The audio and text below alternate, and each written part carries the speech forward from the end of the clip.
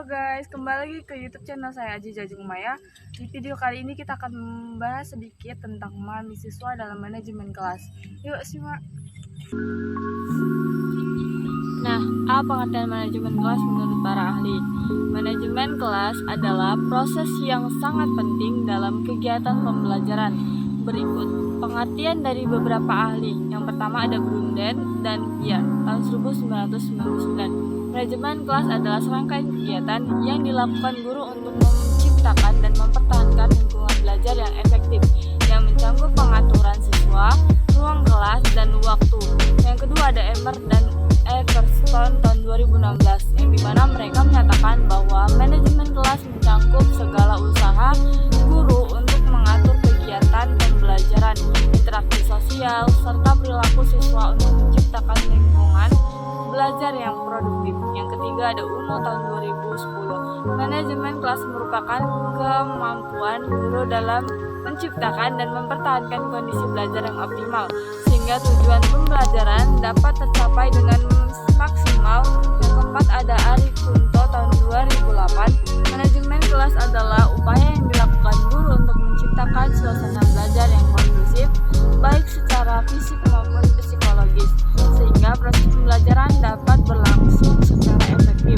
Yang kelima ada Deja Mara tahun 2006 yang mengartikan manajemen kelas sebagai tindakan yang dilakukan guru untuk mengatur kelas agar proses pembelajaran berlangsung tertib, teratur, dan menyenangkan bagi siswa. Keenam ada Suparlan tahun 2006. Manajemen kelas adalah proses mengelola siswa, sarana, prasarana, dan waktu dalam kelas agar tercipta kondisi pembelajaran yang optimal.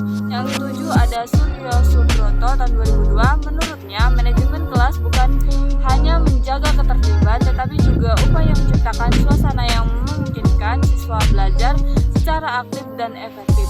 Kesimpulan umum manajemen kelas mencakup sebagai aspek seperti pengendalian perilaku siswa, pengaturan tempat duduk, pengelolaan waktu, hingga menciptakan suasana yang kondusif. Tujuan utamanya adalah agar proses belajar mengajar dapat berjalan secara efektif dan efisien. Selanjutnya ada B. Memahami siswa dalam manajemen kelas di sekolah dasar SD. Memahami siswa adalah aspek fundamental dalam manajemen kelas, terlebih di jenjang sekolah dasar. Setiap anak memiliki karakteristik, latar belakang, dan kebutuhan yang berbeda-beda.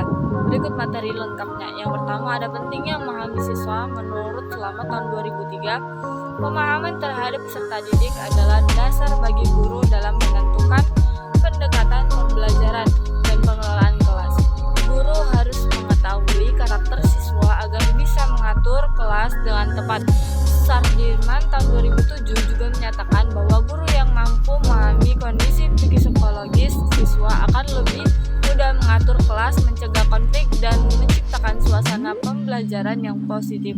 Yang kedua ada aspek yang harus dipahami guru tentang siswa. A. Kondisi psikologis. Anak usia SD berada dalam tahap perkembangan kognitif konkret operasional menurut Piaget, di mana mereka belajar melalui pengalaman langsung. Yang B. Perkembangan emosional dan sosial. Anak SD mulai belajar bekerja sama dan membentuk identitas diri. Guru perlu memahami aspek ini agar bisa membina interaksi yang sehat di kelas. Erikson tahun 1963. C. Latar belakang keluarga dan sosial. Menurut Hurlop tahun 2000, latar belakang keluarga sangat mempengaruhi perilaku siswa di kelas. Guru perlu peka terhadap hal ini dalam mengelola kelas. Yang D. Gaya belajar siswa. Menurut Howard Gardner, setiap siswa memiliki kecerdasan majemuk. Guru harus bisa mengidentifikasi apakah siswa lebih dominan visual, auditor, dan kinestetik. Selanjutnya ada motivasi belajar. Hamzah B. Uno tahun 2011 menjelaskan bahwa motivasi belajar sangat penting dalam manajemen kelas. Guru harus memahami apa yang memotivasi siswanya agar pembelajaran lebih bermakna. Yang ketiga ada strategi guru untuk memahami siswa di SD. Observasi harian, mengamati perilaku siswa saat belajar, bermain, dan berinteraksi interaksi komunikasi interpersonal, mengajak siswa berbicara secara personal untuk mengetahui perasaan dan pikirannya. Catatan anekdot, menyimpan catatan mengenai kejadian penting yang melibatkan siswa.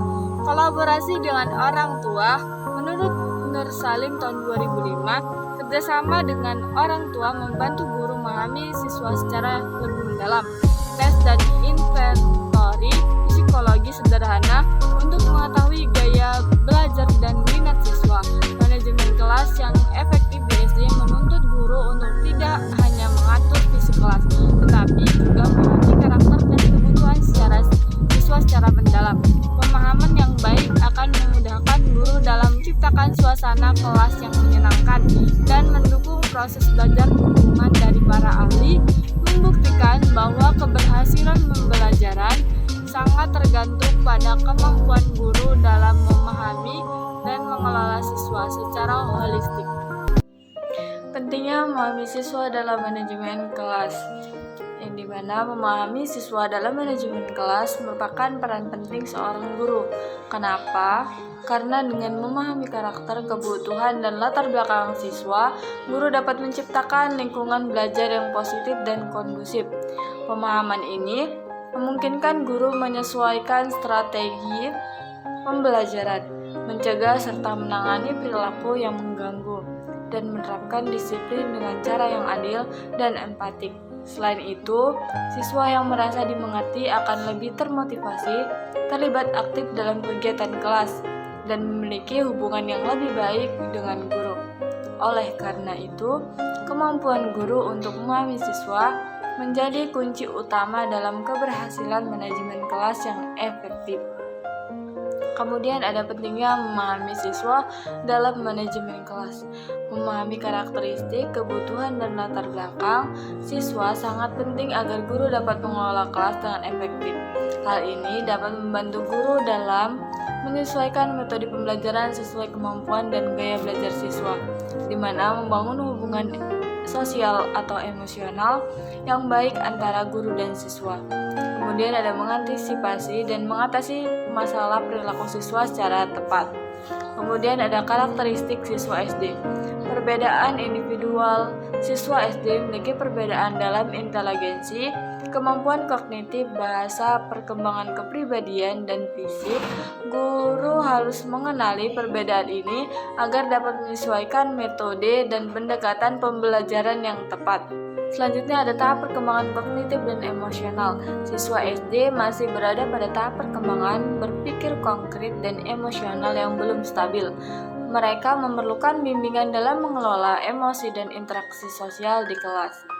Selanjutnya ada kebutuhan sosial dan emosional. Siswa membutuhkan perhatian khusus dalam membangun hubungan yang baik dengan guru dan teman, sebaya serta membutuhkan penghargaan dan pengakuan untuk menumbuhkan motivasi belajar. Kemudian ada minat dan motivasi belajar. Siswa SD memiliki minat yang beragam dan cenderung mudah terpengaruh oleh lingkungan. Guru perlu membangkitkan dan memelihara minat belajar agar siswa aktif dan senang mengikuti pembelajaran. Perilaku yang masih kanak-kanak, siswa SD umumnya masih menunjukkan sikap dan perilaku anak-anak yang memerlukan pengelolaan kelas yang inovatif dan penuh kesabaran dari guru. Selanjutnya ada pendekatan dalam manajemen kelas yang berbasis pemahaman siswa SD, di mana pendekatan dalam manajemen kelas yang berbasis pemahaman siswa SD menurut jurnal-jurnal terkini menekankan beberapa hal berikut. Yang pertama ada pendekatan proses kelompok atau group process approach, yang dimana pendekatan ini memandang kelas sebagai sistem sosial di mana interaksi antar siswa sangat penting.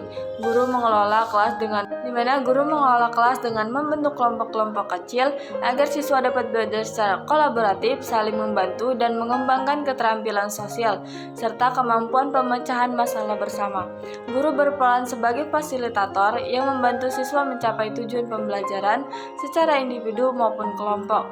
Pendekatan ini meningkatkan efektivitas dan efisiensi proses belajar mengajar atau ISAN 2007, Nur Hadi dan Juliani Nur 2013. Pendekatan dalam manajemen kelas yang berbasis pemahaman siswa SD. di mana pendekatan manajerial, pendekatan ini menekankan pengelolaan kelas yang sistematis dan terstruktur, termasuk pengaturan waktu, ruang kelas, dan aturan yang jelas. Pengelolaan waktu yang efektif dan pengaturan tempat duduk yang dinamis dapat meningkatkan keterlibatan dan motivasi belajar siswa. Guru juga menggunakan strategi pemberian, penghargaan, dan tantangan sesuai kemampuan siswa untuk memacu semangat belajar. Astuti 2019, Purwani, dan Astuti 2023. Pendekatan dalam manajemen kelas yang berbasis pemahaman siswa SD. Pendekatan preventif dan korektif. Guru berperan aktif dalam mencegah dan menghentikan perilaku siswa yang kurang baik dengan cara yang konstruktif. Pendekatan ini menuntut guru untuk memahami perilaku siswa dan mengelola kelas dengan cara yang dapat meminimalkan gangguan dan menciptakan suasana belajar yang kondusif.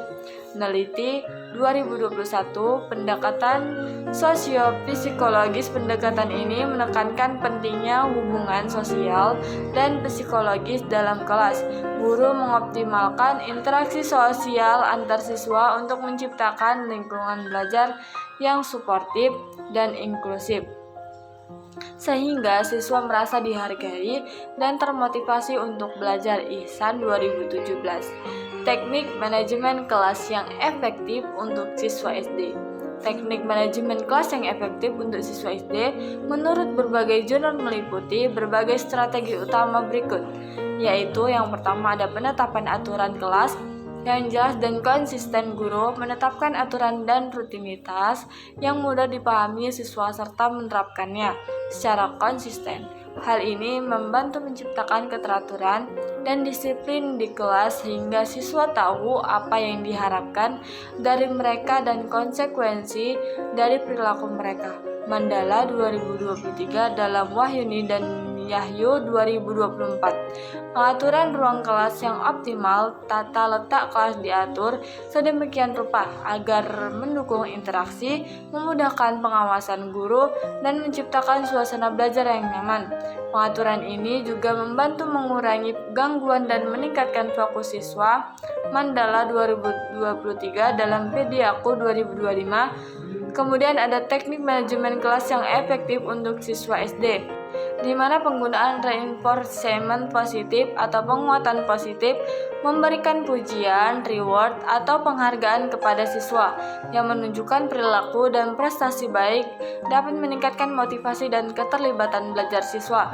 Penguatan positif ini menciptakan lingkungan belajar yang suportif dan menyenangkan. Mandala 2023, Wahyuni dan Yahyu tahun 2024. Pengelolaan waktu yang efektif. Guru mengatur waktu pembelajaran dengan baik agar setiap kegiatan berjalan sesuai jadwal dan waktu belajar maksimal dapat dimanfaatkan. Pengelolaan waktu yang baik juga mengurangi kebosanan dan gangguan di kelas. Mandala 2023 dalam At-Tahsin 2024. Kemudian ada teknik manajemen kelas yang efektif untuk siswa SD. Penggunaan teknik pengajaran yang bervariasi menggunakan berbagai metode pembelajaran seperti diskusi, kerja kelompok, pembelajaran berbasis proyek, dan teknologi pendidikan untuk memenuhi gaya belajar siswa yang beragam dan menjaga minat belajar mereka. Wahyuni dan Yahyu 2024, Aspirasi 2024. Membangun hubungan positif antara guru dan siswa. Hubungan yang hangat dan suportif antara guru dan siswa meningkatkan motivasi dan keterlibatan siswa dalam pembelajaran. Guru yang peduli, yang komunikatif dapat menciptakan suasana kelas yang kondusif. At-Tahsin tahun 2024. Melibatkan orang tua dan pihak sekolah. Kerjasama antar guru, sekolah, dan orang tua dalam mendukung manajemen kelas efektif sangat penting untuk keberhasilan pembelajaran dan pengelolaan perilaku siswa. Mandala 2023. Kemudian ada teknik manajemen kelas yang efektif untuk siswa SD. Bagaimana memahami siswa adalah kunci utama dalam manajemen kelas yang efektif di SD. Guru harus mengenal karakteristik dan kebutuhan siswa agar dapat menciptakan suasana belajar yang menyenangkan dan produktif. Dengan pendekatan yang tepat, dan teknik manajemen kelas yang efektif, proses pembelajaran dapat berjalan optimal dan tujuan pendidikan tercapai. Sampai situ dulu ya pembahasan kita kali ini. Semoga bermanfaat bagi kalian semua. See you next time. Dadah, bye-bye.